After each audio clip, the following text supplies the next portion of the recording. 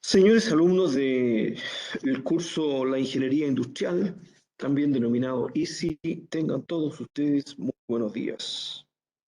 Vamos a dar inicio a la sesión del día de hoy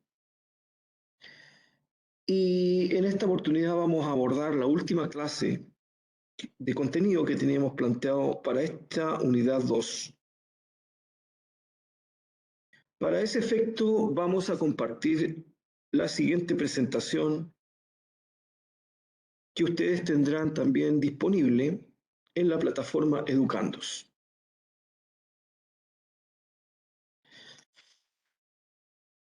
En esta sesión vamos a dar tratamiento a los conceptos asociados a lo que es la parte energía mecánica, incorporando en esta presentación los conceptos de trabajo, energía y el concepto del principio de conservación.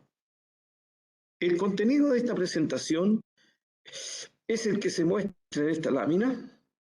Vamos a comenzar con la definición del concepto de energía, cuáles son las formas en las cuales se manifiesta la energía, a qué es lo que denominamos trabajo mecánico, en qué consiste y como siempre, ingenierilmente jóvenes, la idea es que una vez que ya tengamos el concepto podamos aplicarlo a alguna condición que nos permita dar base a los estamentos que forman parte de las aplicaciones de la ingeniería de proceso.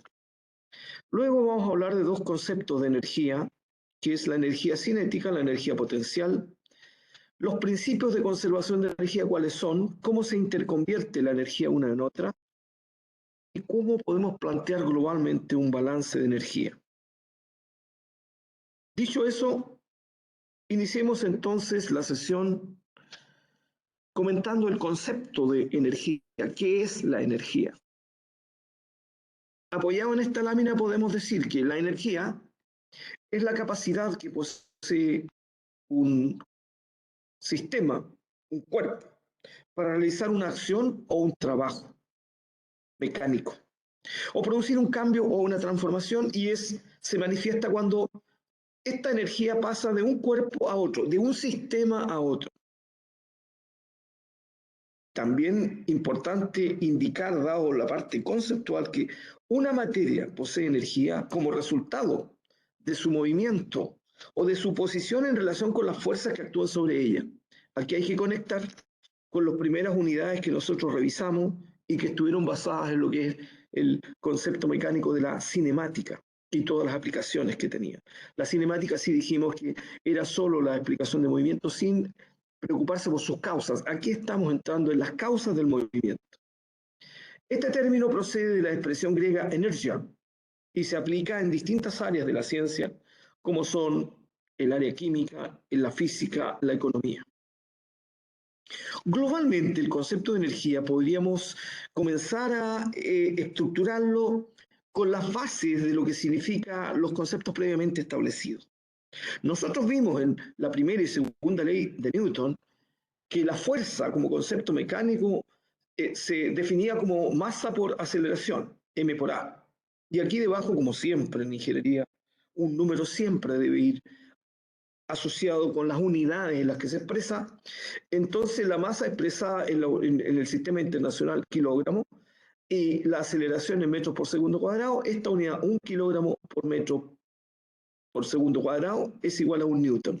Es decir, se aplica una fuerza de 1 newton cuando a una sustancia o a un sistema que tiene una masa de 1 kilogramo se le provoca una aceleración de 1 metro por segundo cuadrado.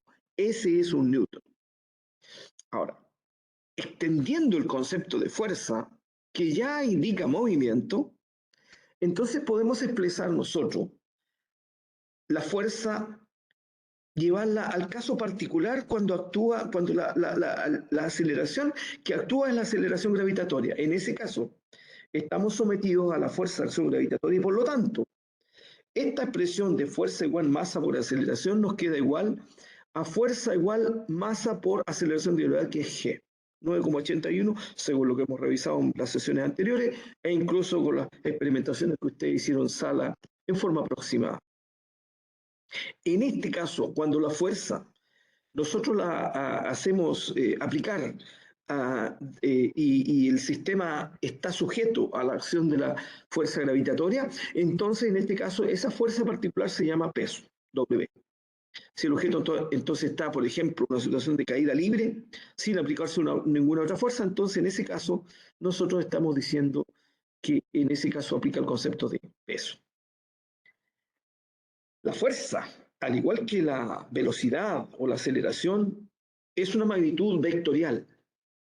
Por eso es que en alguna parte del curso estudiamos en detalle los vectores.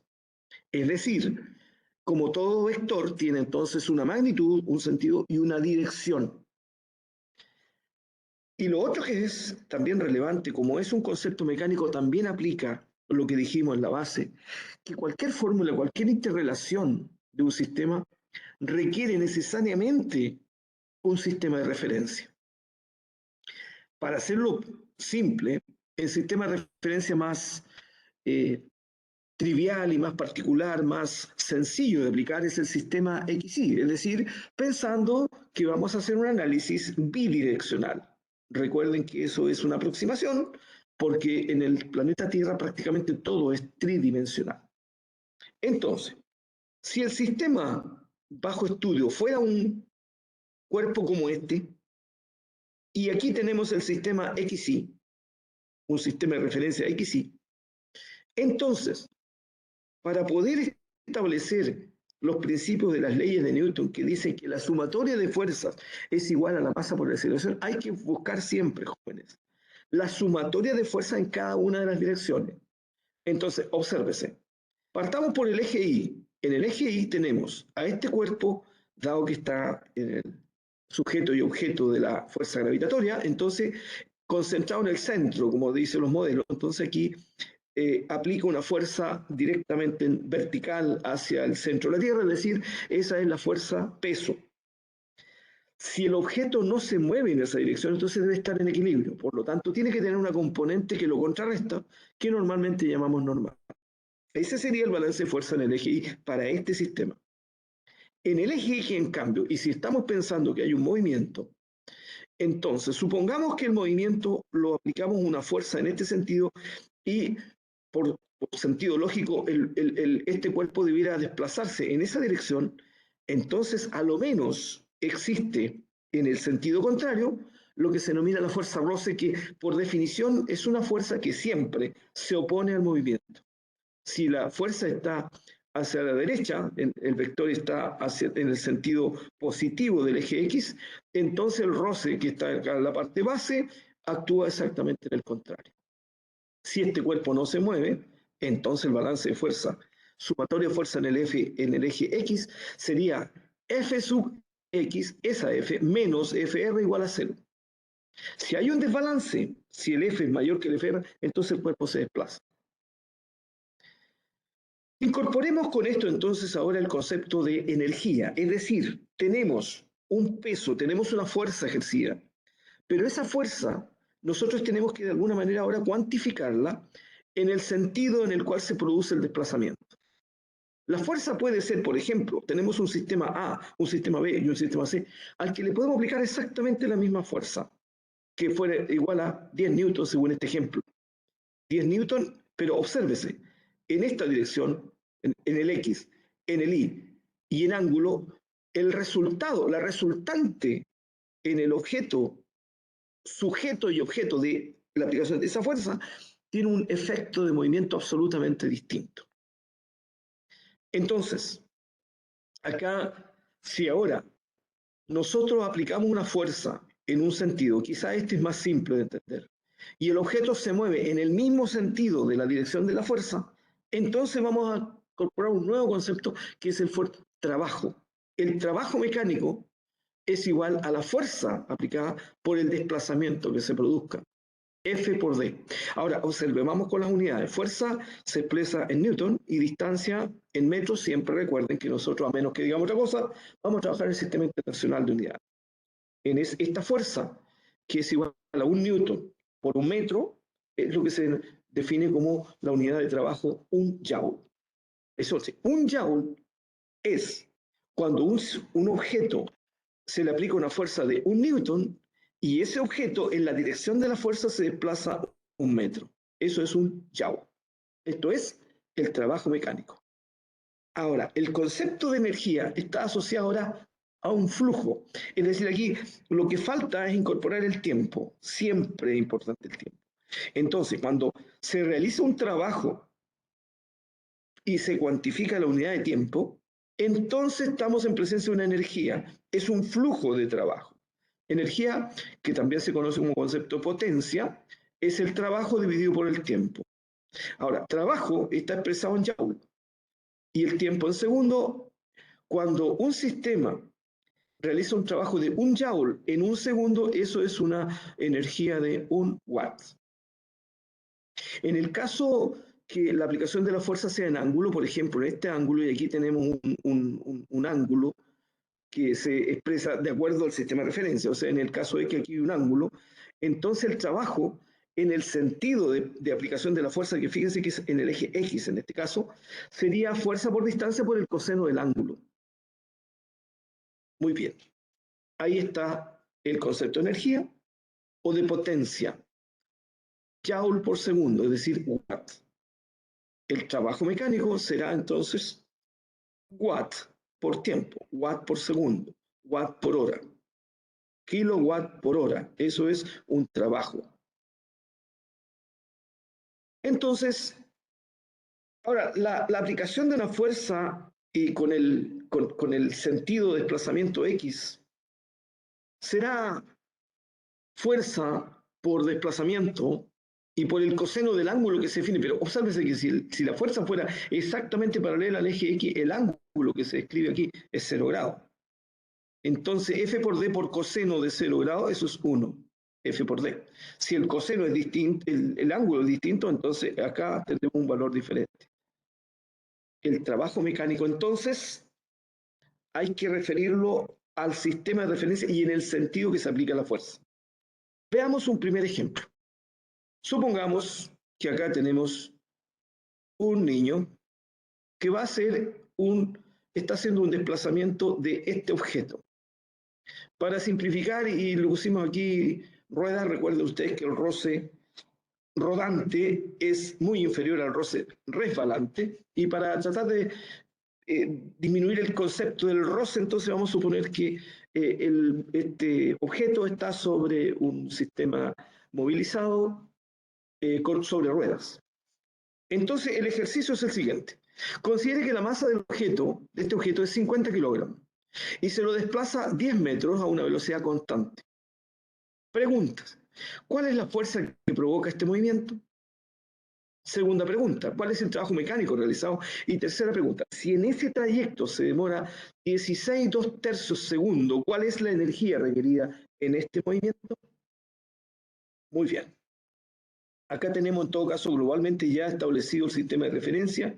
Vamos a hacer un desplazamiento solo en el eje X, es decir, un movimiento rectilíneo, uniforme, jóvenes, porque acá dice velocidad constante. ¿Qué significa eso? Si la velocidad es constante, la aceleración igual delta V sobre delta T es 0. Entonces acá hay un sistema que se mueve a velocidad constante, es decir, no hay aceleración. Bien. La distancia entonces de desplazamiento es esta para establecer cuantificación de trabajo. Vamos al desarrollo. Primera parte. Entonces tenemos, en el eje X, tenemos la fuerza de desplazamiento en el sentido positivo del eje de las X, y vamos a suponer que en el otro lado no existe fuerza de roce, por lo tanto, la fuerza de desplazamiento que se aplica, tendríamos que decir que es una fuerza que se establece en función a solamente la fuerza que aplica esta persona. Y en el eje Y tenemos fundamentalmente, ¿no es cierto?, la fuerza peso, ¿bien?, que es masa por aceleración de gravedad, m por g. Y la normal sería en ese caso. Entonces, veamos primero cuál es la fuerza que se aplica en este caso. Fíjense, para que esto sea aceleración constante, 0, entonces quiere decir que tiene que estar perfectamente equilibrada las dos fuerzas. Es decir, esta fuerza debe equilibrar exactamente al peso. Y esta sí la conocemos. Entonces la fuerza, igual masa por la aceleración, es igual a m por g. Ese sería el trabajo mecánico en este caso. Es decir, reemplazamos 50 kilogramos por 10 metros por segundo cuadrado, vamos a suponer que el G es 10, y por lo tanto tenemos 500 kilogramos metro segundo cuadrado, que es igual a 500 newton. Tenemos desarrollada la primera parte de la pregunta. Segunda pregunta, letra B. Ahora nos piden el trabajo mecánico.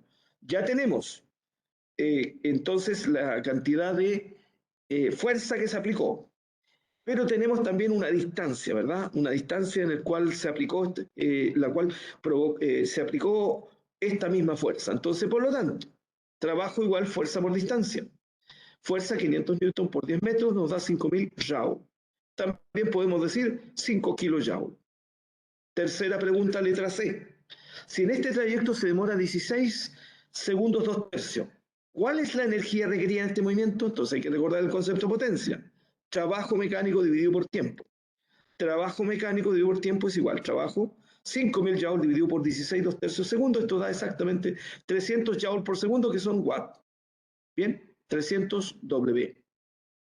Y este es el ejercicio número 1, desarrollado el ejercicio 1. Veamos un ejercicio número 2. Ahora, una persona realiza el desplazamiento de un bloque. Vamos a suponer que este bloque entonces dice que tiene una masa de 40 kilogramos y se lo desplaza 5 metros aplicando una fuerza en un ángulo alfa. Dice, ¿cuál es la fuerza que provoca este movimiento? Alfa, si alfa es 30 grados. Segundo, ¿cuál es el trabajo mecánico realizado? Y tercera pregunta, si en ese trayecto se demora 20 segundos, ¿cuál es la energía requerida en este movimiento? Son las mismas preguntas, pero con una diferencia. Ahora la aplicación de la fuerza es en un ángulo. Vamos a hacer entonces el sistema de referencia en el eje X y por lo tanto vamos a cuantificar los efectos que esto produce, porque obviamente que el desplazamiento de este bloque va a ser en este sentido. Letra A. Entonces tenemos, obsérvese, la componente que nos importa aquí, que equilibra el peso, sería el peso, la componente peso en este sentido. Pero si fuera la componente de peso, aquí se nos genera un triángulo rectángulo y la función trigonométrica que relaciona esta componente con la hipotenusa es el seno, cateto opuesto partido por hipotenusa. Seno alfa es W partido por F. Entonces ahora vamos a sacar la componente de la fuerza. Seno alfa igual W partido por F, F igual W partido por seno alfa. Como conocemos el alfa, lo reemplazamos, entonces nos da W igual 40 kilogramos por 10 metros cuadrados serían 400 newton. Y ahora entonces, ese es el peso. Ahora reemplazamos el peso dividido por seno de 30 grados, que es 0,5, da 800 newton. Hay una pequeña diferencia porque, ¿no es cierto?, ahora tenemos que cuantificar o hacer el equilibrio porque la aplicación de la fuerza es en un ángulo. Pero como el ángulo es conocido, también tenemos la forma de cuantificarlo. Letra B. Trabajo mecánico realizado. El trabajo mecánico dijimos que era siempre el sentido de la fuerza, o sea, la componente X. Fuerza por distancia y por el coseno de 30 grados. F por D por coseno. F por D es 800 newton por 5 metros, 800 newton por 5 metros que se desplaza, y por el coseno de 30 grados, 0,866. Cálculo 3.464 joule, o bien 3,464 kilojoule. Letra C. Si en ese trayecto se demora 20 segundos, ¿cuál es la energía requerida de este movimiento? Ya tenemos el trabajo dividido por los 20 segundos, entonces ahora tenemos la potencia o la energía asociada con este trabajo.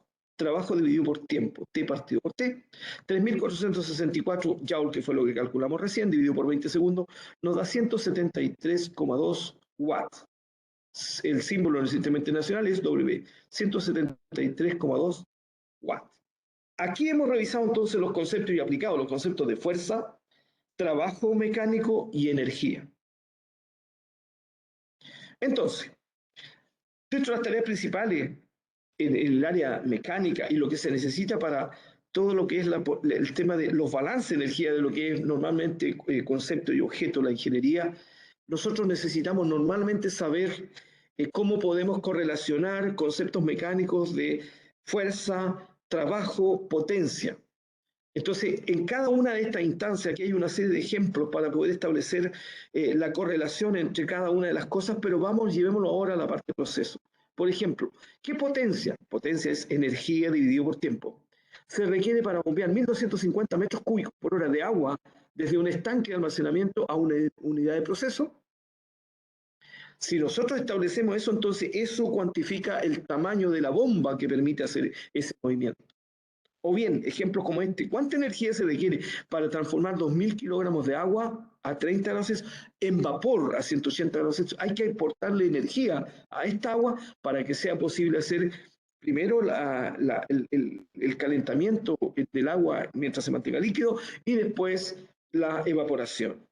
Ahí hay una serie de otros ejercicios que ustedes pueden revisarlo también en forma consecuente. Revisemos ahora, una vez que ya tenemos el concepto de energía, ¿cuáles son las formas en las cuales se puede manifestar la energía? Son diversas, pero lo más relevante, jóvenes, es saber que se puede interconvertir una en otra. La energía puede manifestarse de diferentes maneras, en forma de movimiento, como energía cinética, asociada al movimiento. Un móvil, un vehículo que se desplaza tiene energía cinética. De posición, claro, mientras más alta esté la posición de un sistema respecto al sistema de referencia, que podría ser el suelo, mientras más alto, tiene más energía. Obsérvese ahí la energía que va a entregar si esto cae. Bien. Energía de calor, electricidad, de radiación. Existen muchas formas de energía. Aquí están quizás las más simples.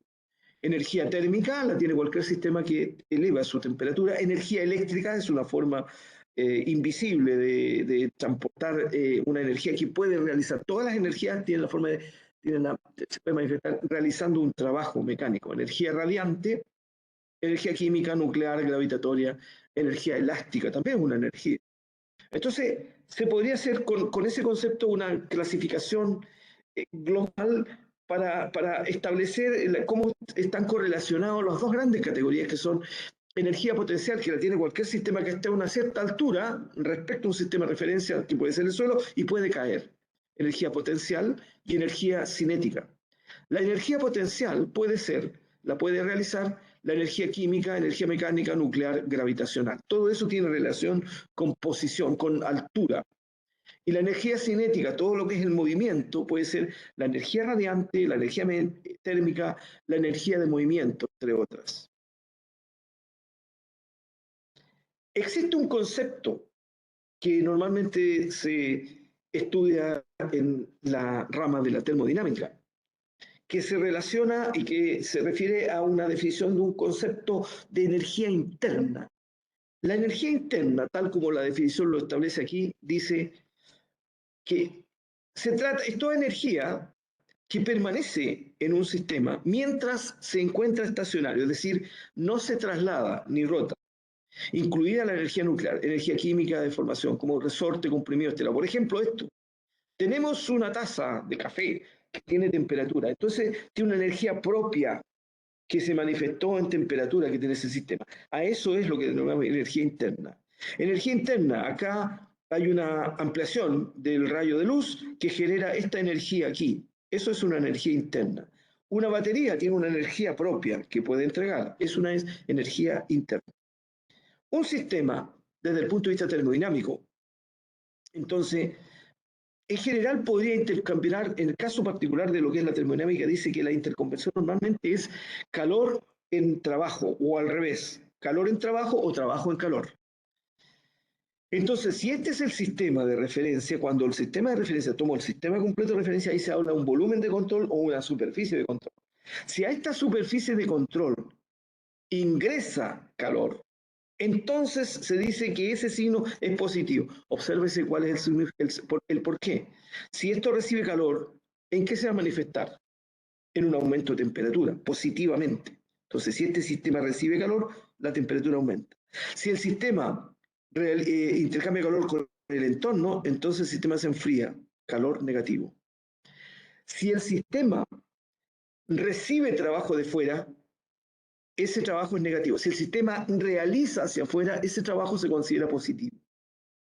Obsérvese que usted, si mira ahora los sentidos, el calor y trabajo son inversos. Cuando el calor, en la entrada, el calor es positivo, el trabajo es negativo, la entrada. Estos son signos convencionales, pero tiene el sentido de lo que estamos estableciendo. Se fija, aquí hay que entregarle trabajo al sistema, o sea, hay que gastar un trabajo externo. En este otro caso, el sistema lo entrega y por lo tanto eso es un punto a favor del sistema. Estos son las interconversiones típicas de calor en trabajo, que por ejemplo puede ser en lo que son las centrales termoeléctricas. Una central termoeléctrica en general, joven, en forma muy sencilla, muy simple, se le entrega al agua una gran cantidad de energía para que esa agua genere vapor de alta presión, que reciba una gran cantidad de energía. Esa energía es una energía muy grande que puede normalmente ser del orden de hasta unos 100 atmósferas de presión. Y ahora el vapor tiene una interconversión, cada una de esas presiones está relacionada con una temperatura. Normalmente entonces las centrales termoeléctricas lo que hacen es generar vapor de muy alta presión o muy alta temperatura, del orden de 450 grados Celsius más o menos, y esa energía que tiene entonces ahora la entrega a otro sistema, que normalmente es una turbina. Esa energía la entrega y al entregar esa energía, esa turbina genera movimiento. Ese movimiento, que es movimiento en el eje, entonces hace mover un sistema que interconvierte esa energía en energía eléctrica. Entonces, como resultado final, le entregamos energía a la forma de calor y el sistema transformó parte de esa energía en trabajo mecánico que se tradujo en energía eléctrica. En resumen, con todo lo que hemos dicho, entonces, las formas de energía tendrían tres grandes categorías. La energía cinética, que está relacionada con la energía de movimiento. Y como modelación es un medio de la masa del sistema por velocidad al cuadrado. Con esa, toda la forma de energía tiene que dar la misma unidad de energía que ya dijimos. Todo tiene que quedar expresado en watts en el sistema internacional. Energía potencial es la que se da a la posición de un sistema, que está un objeto o un sistema está a cierta altura y puede caer. Eso es una energía potencial. Y la energía interna es toda energía que posee un sistema, además de la energía cinética potencial que puede tener, por ejemplo, debido al movimiento de las moléculas interiores. Normalmente esto se traduce en que el sistema, cuando tiene energía interna, adquiere energía a la forma de calor, es decir, como temperatura. Ahora, las formas de energía se pueden convertir unas en otras. Supongamos que un sistema o un proceso es cerrado. Cerrado significa que no intercambia energía con el entorno. Es decir, no hay transferencia de masa a través de su frontera. La energía se puede transmitir entre un sistema de este tipo a su entorno, a su alrededor, como dos formas, como calor o energía que fluye como resultado de la diferencia de temperatura entre los sistemas. La dirección del flujo de calor siempre es la de la temperatura más alta a la más baja, siempre. El calor se define como positivo cuando se transfiere alrededor del sistema. Y o se transfiere como calor o como trabajo, es decir, como una energía mecánica que puede realizar. Por ejemplo, si comprimimos un pistón, ¿bien? Y lo calentamos, ese pistón se va a expandir y ese realiza un trabajo mecánico positivo. Eso es lo que es la base de todos los sistemas de combustión interna. Los vehículos, por ejemplo, se mueven con base a este principio de la transformación de calor en trabajo mecánico. Los términos trabajo y calor se refieren solo a energía que se transfiere. Se puede hablar de calor o trabajo que se agrega a un sistema o que se prende, pero no tiene sentido hablar de calor o trabajo que posee un sistema. Estos son interconversiones. Aquí abajo están los símbolos típicos y las unidades en las que se expresa cada una de las magnitudes. Recuerden, jóvenes, nunca en ingeniería podemos poner un número, un valor, un cálculo, si no le agregamos las unidades. No tiene valor. Eso no tiene ningún sentido. Bien, y aquí vamos incluso a explicar un concepto que está asociado a la forma en la que se mide el calor. Como el calor, la manifestación del calor es la temperatura, entonces existe una convención para establecer una unidad de calor que se denomina kilogramo caloría o kilocaloría, kilo, prefijo kilo, es decir, kilocal, así. ¿A qué se refiere? A la cantidad de energía que hay que entregarle al entregar la cantidad de energía que hay que entregarle a la forma de calor a un kilogramo de agua para que suba su temperatura en 1 grado Celsius, desde 15 a 16 grados Celsius. por supuesto, en forma correspondiente, el gramo caloría, o sea, la caloría sola, sin el kilo, entonces sería la cantidad de calor que hay que agregarle a 1 gramo de agua para que suba la temperatura desde 15 grados Celsius a 16 grados Celsius. Como los sistemas ingleses, tal como lo hemos dicho en otras oportunidades, no coinciden exactamente con el sistema internacional, entonces en el sistema inglés se habla de la BTU, que se traduce como British Thermal Unit, unidad térmica británica. Esto es la cantidad de calor que hay que agregarle a 1 libra masa de agua para que suba su temperatura de 60 a 61 grados Fahrenheit, que es más o menos equivalente a lo que pasa con la forma en la cual se estableció la unidad de caloría en el sistema internacional. Acá está la modelación de lo que es cada una de las energías, cinética y potencial. Entonces, cuando hablamos de energía cinética, normalmente se denomina E sub K, ¿bien? De un objeto que tiene una cierta masa en kilogramos, que se mueve a una cierta velocidad en metros por segundo en relación con la superficie de la Tierra, siempre respecto a un sistema de referencia. La energía cinética se calcula como un medio de la masa por la velocidad al cuadrado. Si le ponemos las unidades a cada cosa ahí, masa en kilogramos y la velocidad al cuadrado por metro segundo cuadrado, si le ponemos las unidades, tiene que quedar unidades de potencia, es decir, eso tiene que quedar expresado en watts o bien en joule por segundo. Bien, un ejemplo. Sea el siguiente ejemplo. Dice así: el agua fluye hacia una unidad de proceso a través de una tubería de 2 centímetros de diámetro interno y a una velocidad de 2 metros cúbicos por hora. Calcule la energía cinética de esta corriente expresada en joules por segundo. No debieran siquiera habernos dicho, porque joules por segundo es la unidad de trabajo y de tiempo en el sistema internacional. Bien, y dijimos que solo lo vamos a pedir cuando no sea en el sistema internacional. Bien, ¿qué hay que hacer acá, jóvenes? Tenemos agua, entonces, que fluye por un tubo. Ese tubo tiene un diámetro interno por donde fluye el fluido, que es de 2 centímetros. Eso es más o menos 1 pulgada. 1 pulgada son 2,54 centímetros, casi 1 pulgada. Y por dentro se conoce la velocidad. Pero fíjense que se conoce la velocidad en la forma de flujo. Metros cúbicos por hora. Pero, ¿cómo transformamos? Recuerden, ¿cómo está relacionado área con volumen? Volumen con área. Entonces, ¿cómo lo tenemos que hacer? Esto tenemos que llevarlo ahora a una unidad lineal. O sea, aquí necesitamos transformar esto a metros por segundo. Si dividimos por metro cuadrado, es decir, por el área, entonces aquí nos va a dar velocidad. O bien, flujo volumétrico, S, Q, igual área por velocidad. ¿Área de quién? El área de la sección transversal, que está dada por este diámetro, ¿no es cierto?, de 2 centímetros. Pi cuarto de cuadrado. Vamos a calcular el área, con eso calculamos la velocidad, con la velocidad calculamos entonces un medio masa por velocidad al cuadrado y ahí tenemos la energía cinética. Entonces la velocidad, 2 metros cúbicos por hora. Aquí tenemos una interconversión, hay que llevarlo esto a las unidades de metros por segundo. 100 al cuadrado, centímetro cuadrado por metro cuadrado, dividido por pi, ¿ya?, por diámetro al cuadrado, centímetros cuadrados.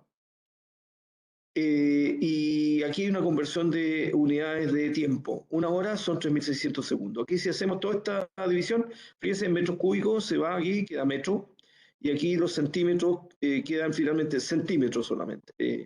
Digamos, queda metros solamente, ¿bien? Quedan metros y por lo tanto, y la unidad de tiempo en el denominador, segundo. Si hacemos todo este cálculo, 2 por 100 al cuadrado y dividimos por pi y por 3.600 nos da 1,77 metros por segundo. Flujo de agua ahora. Veamos el flujo de agua. Flujo de agua. ¿Por qué necesitamos eso? Porque la energía cinética es un medio masa por velocidad al cuadrado, que no la tenemos. Pero sí conocemos la propiedad del agua, que es la densidad, eso sí. Entonces tenemos, fluyen 2 metros cúbicos de agua por hora. Bien. ¿Cuánto es la densidad del agua? 1000 kilogramos por metro cúbico.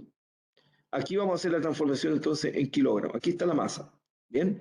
Y también hacer la interconversión ahí de tiempo. 1 hora son 3.600 segundos. Si hacemos todo este cálculo nos da 0,556 kilogramos por segundo. Entonces, un medio, masa, kilogramos por segundo, por velocidad al cuadrado, 1,77 al cuadrado, metros cuadrados segundo cuadrado. ¿Bien? Y acá entonces tendríamos kilogramos, metros, segundo cuadrado, tenemos Newton, que es igual a esto. Entonces hacemos la división ahí, nos va a quedar 0.870 newton por metro por segundo. Newton por metro es joule, dividido por segundo, joule por segundo son watt. 0.870 watt. Entonces esa sería, por ejemplo, si uno dijera, ¿cuál es la bomba que tiene que mover esto? Tendría que tener esa potencia.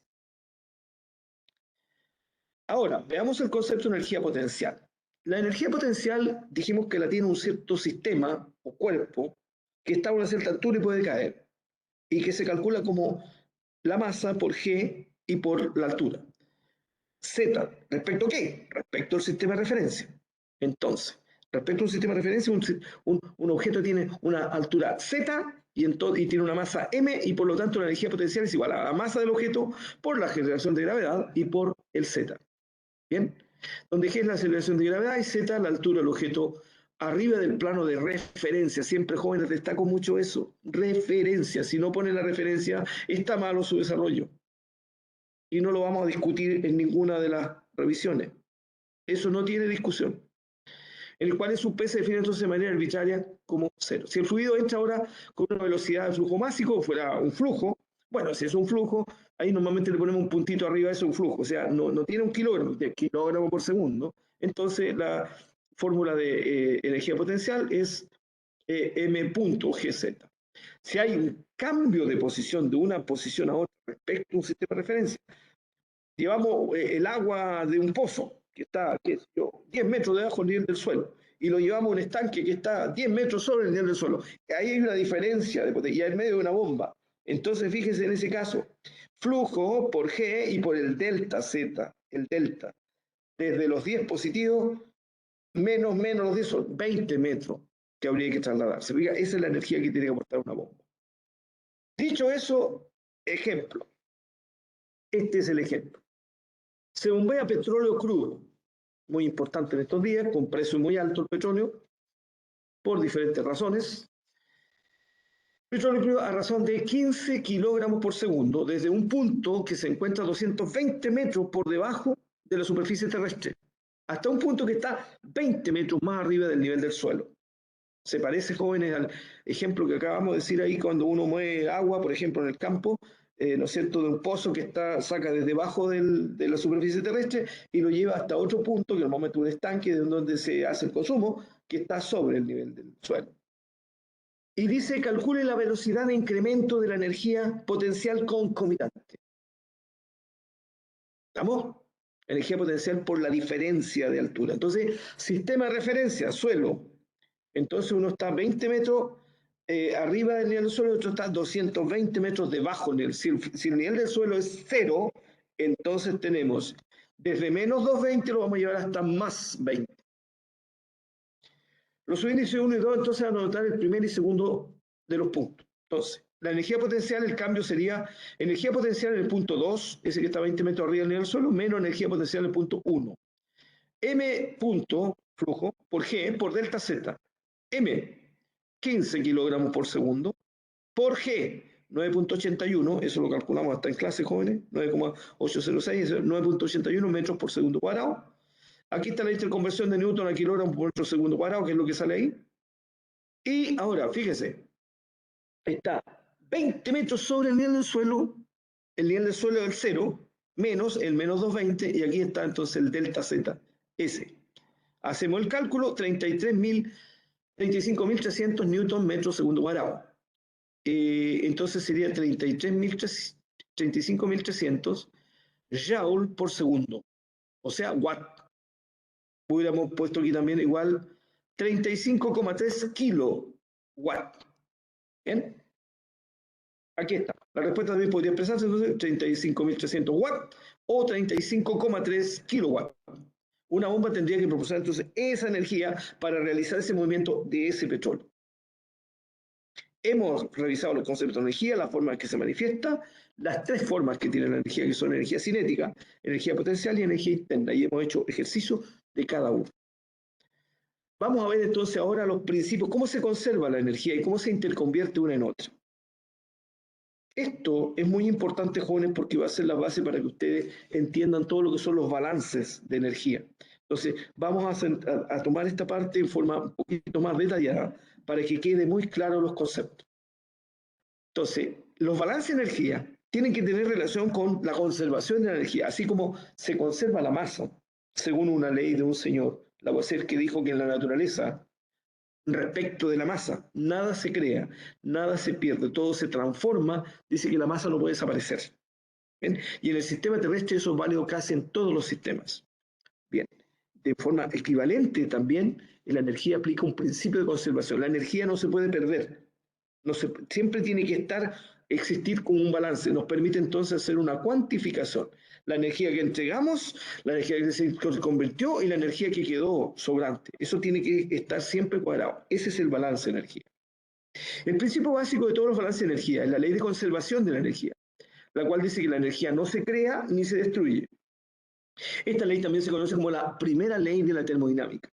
En su forma más general, esta primera ley señala que la velocidad a la cual las corrientes de entrada llevan energía, ¿y cuál es la energía? Bueno, las tres que tenemos, conocemos, cinética, potencial, interna, a un sistema, más la velocidad a la cual dicha energía entra a este último como calor, y menos la velocidad con la cual la energía de las corrientes de salida, menos la velocidad con la cual sale el trabajo, es igual a la velocidad de su sistema. Es decir, la energía se acumula como una resta entre lo que entra menos lo que sale. Es decir, fíjese, un cuerpo, le ponemos energía, a una taza de café le ponemos agua caliente cercano a 100 grados, listo. La energía que entró, 100 grados. La energía que entró, menos la que salió, la que se disipa en ese caso. Por eso se me va enfriando la taza de café. Lo que entra menos lo que sale es lo que se acumula, acumulación. Entonces, si esa taza de café está a 60 grados, quiere decir entonces entró a 100 y el calor se disipó, acá está la salida y por eso entonces que está a 60. Ejemplo. Se dice que un sistema es abierto o cerrado, dependiendo de que la masa cruce o no las fronteras del sistema durante el tiempo cubierto por el balance de energía. El caso de la taza de café que estamos poniendo es un sistema cerrado, ahí no hay pérdida, a menos que la consumamos, pero es cerrado, ahí no se pierde, a menos que esté rota, cerrado, ¿se fijan? Un termo, ahí está en el termo, cerrado, 1 litro de agua caliente, o 1 litro con café caliente, perfecto, ahí está, bien. Por definición, un sistema de proceso por lote es cerrado y los sistemas semicontinuos son abiertos, o sea, ahí pasa. En el proceso de fabricación en general, los sistemas son más bien abiertos. Es posible entonces escribir balance de energía integral para un sistema cerrado como una cosa muy global. Esto hay que ponerle un cuadrito aquí, jóvenes. La acumulación de energía en este caso es la energía que entra menos la que sale. Entonces, vamos a ver diferentes sistemas con los cuales podemos ver cómo se aplica esto. También conocido como principio de conservación de energía para la termodinámica, establece que si se realiza un trabajo sobre un sistema o bien este intercambia calor con otro, la energía interna del sistema va a cambiar. La taza de café. La energía ni se crea ni se destruye, solo se transforma. Aquí calentamos. Esto es parecido a la taza de café, ¿no? Estamos calentando. Calor. Trabajo mecánico. Agitamos. Es un poco lo que hace la cuchara. Estamos agitando. Estamos haciendo un trabajo mecánico. Estamos interconvirtiendo una forma de otra en energía. Trabajo eléctrico, a lo mejor. Oye, mire, la tetera eléctrica. Ahí tenemos y le agregamos en el trabajo eléctrico y subimos la temperatura. ¿Bien? Esto que está aquí es lo que ya habíamos visto, la convención del calor y trabajo, que son las dos formas que se interconvierten más comúnmente. Y si este es el sistema, siempre un sistema de referencia, siempre. Si el calor ingresa a este sistema, como va a provocar un aumento de temperatura, es positivo. Y si el trabajo sale de este sistema, como va a hacer un trabajo sobre el entorno, va a entregar energía, entonces es positivo. Y los que entran son de los signos contrarios. Criterio SINA, y aquí dice como resumen, se considera positivo el calor absorbido y el trabajo que realiza el sistema. Esos dos son positivos. Y negativo, el trabajo que hay que aportarle al sistema y el calor que hay que aportarle también al sistema. Ese es negativo. El calor que sale del sistema, el calor de la taza de café que me hace bajar la temperatura del café. Aquí tenemos trabajo mecánico. Mire, obsérvese. Esto es una máquina térmica, ¿no es? El calor que viene de un motor La combustión interna genera calor y ese calor hace un movimiento y este movimiento provoca el desplazamiento mecánico. Aquí hay una serie de otras formas de expresión en las cuales se manifiesta la energía y también para hacer hincapié, énfasis en el principio de conservación. Aquí hay energía química. La energía química, la más típica es la pila o una batería. Eso es energía química, tiene energía almacenada. Energía nuclear es muy temerosa, pero en general es una forma de energía que genera gran cantidad de energía y por lo tanto ese es el punto favorable que tiene la energía nuclear. Y la energía eléctrica, muy conocida por todos nosotros, tan simple como que le hacemos pasar eso a través de una resistencia y eso se traduce en una estufa doméstica. Eso es, fíjese, la disipación de calor y ahí tenemos un sistema de calefacción, muy limpio además. La pérdida de calor, cuando la energía se transforma de una forma a otra, siempre hay una cantidad que se transforma en calor. Eso es una pérdida para el sistema, pero el balance está establecido. Muy bien. Correlacionado con el principio de conservación de la energía, vamos a incorporar el concepto de lo que es capacidad calórica. Este parámetro de capacidad calórica, que normalmente se mide a presión constante, es el parámetro más usado para cuantificar los intercambios de calor entre un sistema y el medio. La taza de café, por ejemplo, de nuevo, la taza va disminuyendo su temperatura si lo dejamos ahí quieto o si lo agitamos ahí es más rápido el intercambio de calor. Y entonces, ¿cómo se cuantifica esa cantidad de calor que se desprende? Eso también se conoce como el concepto de entalpía. Es igual a la masa de un sistema por la capacidad calórica del sistema y por la temperatura. Esa es la cantidad de calor que tiene. O sea, supongamos que una taza tiene un cuarto, 250 cc, 250 ml, un cuarto de litro, por C sub P, la C sub P del agua, la cantidad de calor que necesita un kilo para subir un grado Celsius de la temperatura vale 1. Por T, 100 grados Celsius, entonces aquí ya tenemos una energía que va a quedar expresada en caloría o en Joule. Caloría, ¿bien? El C sub P se determina en forma experimental, es una propiedad física propia de cada sistema y se ha determinado considerando un patrón de unidad másica del agua destilada. Entonces, capacidad calórica igual. Lo despejamos de acá, Q dividido por M por delta T. O sea, fíjese, tenemos el agua. Supongamos que sea destilada para que sea más simple y no tenga otros elementos ahí extraños. Bien. Y la tenemos a cierta temperatura, 20 grados Celsius, por ejemplo. Y la vamos a hacer subir 10 grados. Medimos la cantidad de calor que le ponemos y la cantidad de masa está establecida. Bien. Esa cantidad, mire, la cantidad de calor que se necesita para subir una cierta cantidad de masa en un grado Celsius, eso es lo que se llama capacidad calórica.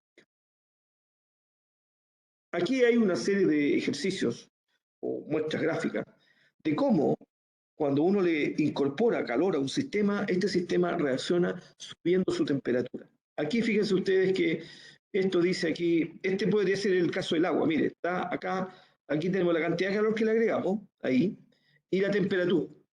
Entonces, fíjese, no le hemos agregado calor, la temperatura es menos 30 grados Celsius. Le agregamos calor, bueno, en este caso seguramente eso es fundido, es sólido. Llegamos a 0 grados Celsius, aquí fíjese, aquí se produce un cambio físico. Si le mantenemos el calor, ahí el agua se va a comenzar a fundir. Mientras el agua esté en fusión, no hay cambio de temperatura, 0 grados. Cuando ya desaparece en la fase sólida, entonces puede seguir. Es como cuando preparamos una bebida y le ponemos unos cubos de hielo. Mientras estén los cubos de hielo, la temperatura tiene que tender a 0 grados, se mantiene constante. Va a empezar a subir cuando los cubos se funden. Aquí se fundieron, aquí le seguimos poniendo calor, aquí ahora tenemos solamente líquido, de 0 hasta 100 grados. Cuando llegamos a 100, ahí está el 100, entonces ahora cualquier cantidad de calor que le agreguemos, tenemos que esperar que desaparezca toda el agua líquida. Ahí ahora se acaba el agua líquida y todo es vapor. Ahí podemos, la temperatura no va a subir mientras existe una gota de líquido. Cuando desaparece el líquido, entonces ahora la temperatura puede seguir subiendo. ¿Bien? Muy bien. Ese es calentamiento. Hay uno para comparar aquí. Esta es una curva de aluminio. Bueno, los metales en general tienen punto de fusión mucho más alto. Entonces aquí se supone, supongamos que partimos cerca de unos 200 grados de aluminio y ahora queremos que vamos a ver la curva de enfriamiento. Entonces también esto tiene que ver con el C sub P, la cantidad de calor que entregaría el aluminio. En ese caso hay muchos artefactos de aluminio, los artefactos domésticos, las ollas, las teteras, todo eso son aluminio. Entonces, ¿cómo se enfría? Aquí tiene, fíjese, una linealidad entre el enfriamiento, ¿no es? Va entregando calor, mientras más calor entrega, entonces está más frío, hasta que llegue a la temperatura ambiental. Capacidad calórica a presión constante, ¿cuál es su definición entonces con todo lo que dijimos? Con todo lo anterior se define la unidad de calor, la unidad de medida de calor en el sistema internacional, en el sistema internacional SI es el Joule. Una caloría. La caloría también se usa frecuentemente en aplicaciones científicas y tecnológicas. La caloría se define, obsérvese, como la cantidad de calor necesario para aumentar en 1 grado Celsius y a la presión de una atmósfera la temperatura de 1 gramo de agua, desde en el intervalo 14,5 a 15,5. Es más preciso que lo que decía la tabla, pero esta es la unidad definida en la comunidad científica. Es decir, tiene una definición basada en el calor específico. Hay que hacer notar que la caloría no está reconocida en el sistema internacional, de modo porque el sistema internacional, para expresar la cantidad de calor, lo expresa en Joule. De modo que en muchos países no se reconoce su uso en los documentos oficiales, por lo que es aconsejable su uso. Ahora, la equivalencia, una caloría es igual a 4,187 Joule. Este diagrama que está acá muestra también el principio de incorporación de calor nuevamente al sistema del agua. El agua es muy común porque es un sistema muy usado, muy conocido, las propiedades son muy conocidas. Entonces, en la medida que le agregamos calor a este sistema, observes, aquí tenemos hielo, solo hielo en este vaso, y mientras estemos en la zona bajo cero a presión ambiental, bajo cero hasta 0 grados, es solo hielo. Esto se llama calor sensible cuando no hay cambio de fase. Aquí hay cambio de fase. Aquí, porque ahora se va a comenzar a fundir el hielo hasta que, fíjese, llega hielo, menos hielo, se funden, quedan unos restos de hielo, seguimos calentando y ahora queda solamente líquido a 0 grados Celsius. Seguimos calentando, ahora es posible que siga subiendo, pero mientras hay un cambio de fase, la temperatura no cambia. Hay una temperatura de equilibrio. La temperatura aquí en este caso es 0, ¿no es cierto? Ahora seguimos subiendo, tenemos el vaso de líquido ahí, lo calentamos y no pasa nada, hay calor sensible mientras no cambie de fase. Aquí es líquido, ¿hasta dónde? Hasta los 100 grados Celsius. Cuando llegamos a los 100 grados Celsius, ahora le seguimos aplicando calor, aparece el calor latente porque el agua se está evaporando. Cuando queda solo el agua a vapor, para que siga subiendo la temperatura hay que calentar solo el vapor. Pero mientras hay un equilibrio líquido, un equilibrio en cualquier punto, en este punto o en este punto no puede haber cambio de temperatura. Los cambios de fase ocurren a temperatura constante. Eso mismo expresado en un gráfico en donde ahora nos dé las cantidades de calor específicas. Específica es cuando se expresa por unidad de masa, jóvenes. Gramos. Entonces, para fundir el hielo, aquí estamos en la zona de hielo, las calorías que hay que aportar. Entonces aquí, para fundir el hielo, o sea, para pasar todo este bloque de hielo a agua líquida, aquí se necesitan 80 calorías por gramo. Para pasar ahora el agua, la pasamos a agua líquida para llevarla de 0 a 100, esto es calor sensible, 100 calorías por gramo, calor sensible. Calor latente, para pasar el agua líquida a vapor, 540 calorías por gramo. ¿Bien? Entonces, y aquí lo que hace es hacer una diferenciación nomás. ¿Cómo pasa aquí? ¿Cuál es el tema asociado? Aquí el agua o el hielo cuando está solamente congelado tiene una baja energía cinética, o sea, tiene muy poco movimiento. El movimiento va subiendo en la medida que nosotros vamos aumentando, o sea, cambia la proporción del movimiento respecto del potencial. Y esto que está abajo es la energía cinética más la potencial rotacional y bivelocidad, todo lo que tiene acumulado el sistema. Obsérvese que aquí la potencial es la máxima, pero aquí proporcionalmente es menos, y acá solamente tenemos energía cinética cuando tenemos solo el vapor. Eso es expresado en un diagrama de fases que también se llama diagrama PVT. ¿Por qué PVT? Porque aquí hay presión y temperatura, PT, y el volumen es el que se grafica acá adentro. Entonces, fíjense, esta es la curva típica del agua. Entonces, ¿qué es lo que aparece aquí? En este lado acá está la parte sólida, es decir, hielo. En este lado acá es vapor y en este lado acá es líquido. Sólido, hielo, líquido y vapor. Entonces, como están las fases presentes en función de presión, temperatura y volumen, entonces se llama diagrama de fases. Obsérvese. Hay un punto, aquí, mire, aquí tenemos hielo, vapor. Obsérvese, mire, si estuviéramos debajo de este punto, esta es presión en la atmósfera, muy bajísima presión, 0.06 por 10 a la menos 3 atmósfera. Y calentamos violentamente, el hielo pasa directamente a vapor, sin pasar por el estado líquido. Eso se llama sublimación. ¿Dónde se da eso? En pleno verano abrimos el freezer, ahí tenemos hielo y sale vapor. No es que estemos aquí, sino que ese es un punto equivalente a este. ¿Bien? Pasa directamente de sólido a vapor. Entonces, esta que está acá sería, también podemos llamarla zona fría, porque fíjense que estamos bajo los 0 grados, ¿no es? Ahora, cuando la presión sube, ahora la temperatura de fusión baja. ¿Bien? A la misma presión, aquí tengo, ¿no es cierto?, 0 grados a 0 grados. A una atmósfera el hielo o el agua funde a 0 grados. Pero si tengo más de una atmósfera, entonces funde a menos temperatura. Muy bien. Y si tengo menos, funde más a la derecha. Menos, menos, menos, hasta en esa zona. Y acá pasa distinto, sí. Mientras menos presión tenga, menos temperatura de fusión. Ahora, a este mismo, una atmósfera. Cuando estamos en el hielo, a 0 grados. Ahora, fíjese, vamos a calentar el agua. Lo calentamos de ahí, se mantiene constante la presión y llegamos a 100 y aquí entonces ahora se produce el equilibrio líquido-vapor. Seguimos calentando y entonces ahora estamos en la zona vapor. Y ahí la temperatura puede subir a cualquier valor. A cualquier valor. Ese es un vapor que se llama recalentado. Este es un vapor saturado que está en condiciones, entonces, es como el que sale de la tetera. Si uno lo deja ahí y el techo de la casa no es muy alto, cuando está hirviendo la tetera, llega el vapor al techo y fíjense ustedes, gotea después. Porque se llama vapor saturado. Está saturado y por lo tanto está en condición casi de equilibrio. O sea, ¿qué pasa ahí? Se devuelve para acá, se devuelve a líquido. Muy bien. Este es el diagrama de fases típico del agua. Ahí están las tres fases y cómo se interactúan. Y entonces cuando hablamos de energía, la idea entonces es hacer este movimiento, pero a presiones muy altas, como por ejemplo esas presiones del orden de 100 atmósferas por aquí, y calentar el agua a muy altas temperaturas, por acá, en esta zona, por aquí.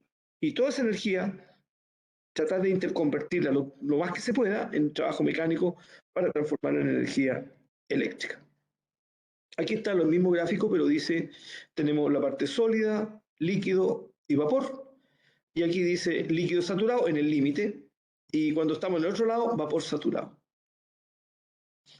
Dice lo siguiente, el agua pura puede coexistir como líquido y vapor solo en los puntos pares temperatura-presión que caen en la curva de equilibrio. Aquí están en equilibrio. Esto que muestra es el equilibrio. Este es equilibrio sólido-líquido, este es equilibrio líquido-vapor ahí. Este es equilibrio sólido-vapor. ¿Bien?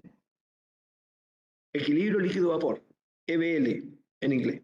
En los puntos por arriba de la curva EBL, pero en la derecha de la curva del equilibrio sólido-líquido, el agua es un líquido subenfriado. O sea, si nos metemos para arriba, a una cierta temperatura arriba, siempre es puro líquido. O bien, a una cierta presión, mientras no salgamos del rango que dice aquí, cuando se transformó de sólido líquido y cuando se transforma en líquido vapor, aquí adentro solo líquido en todo este rango. En los puntos dentro de la curva FL, el agua entonces puede ser un líquido o un vapor saturado. Claro, si seguimos para acá, mientras estemos en cualquier parte de este lado, es solo vapor. Lo mismo pasa acá. Mientras estemos en esta zona, solo es sólido.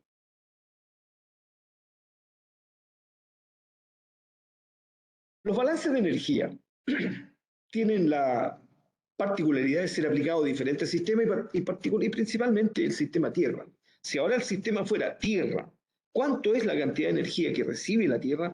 Aquí está más o menos todo lo que son la subdivisión de las formas de energía. Llega a la forma de calor, ondas de calor desde el Sol a la Tierra, como energía radiante. Y la energía esta se absorbe en la Tierra, parte se devuelve. Bueno, el efecto invernadero, recuerden ustedes jóvenes, que es un techo que le impide que se devuelva y por eso es que acá sube la temperatura media. ¿Bien? Pero todas estas formas, una vez que ya recibió, incluso cuando ahora no da el sol, fíjense que sigue la Tierra enfriándose. Este es un intercambio entonces de calor entre la radiación que recibe de un sistema con mayor temperatura a uno de menor temperatura. Parte de esto se acumula y parte se... Es como igual que la taza de café. Recibe calor y parte lo devuelve y otra parte lo acumula. De hecho, la Tierra tiene varias acumulaciones de materia, energía, y particularmente la energía o la energía calórica está concentrada en el centro de la Tierra con una masa líquida, un centro líquido en donde acumula energía calórica. Con todo lo dicho entonces, los balances de energía son en forma global una contabilización de lo que se acumula respecto a lo que, y esa acumulación tiene que ver con lo que entra menos lo que sale. O bien, un sistema, si se somete a un sistema en estado energético específico, en algún proceso que provoque cambio de dicho estado, como la energía no se puede crear ni destruir para todos los casos, tiene que cumplirse esto. La energía que entra es igual a la energía que sale más la que se acumula. O bien, la energía que entra, pasamos ese término para allá, menos lo que sale es igual a lo que se acumula. Todos los cambios de energía del sistema entre los estados inicial y final se pueden explicar mediante intercambios de energía entre el sistema y sus alrededores. Para convertir esta expresión cualitativa en una ecuación de balance útil, entonces necesitamos especificar la forma de intercambio. Y siempre, cada vez que realicemos un balance, siempre primero el sistema de referencia. Después aplicamos los conceptos. Por la atención dispensada, estimados jóvenes, muchas gracias.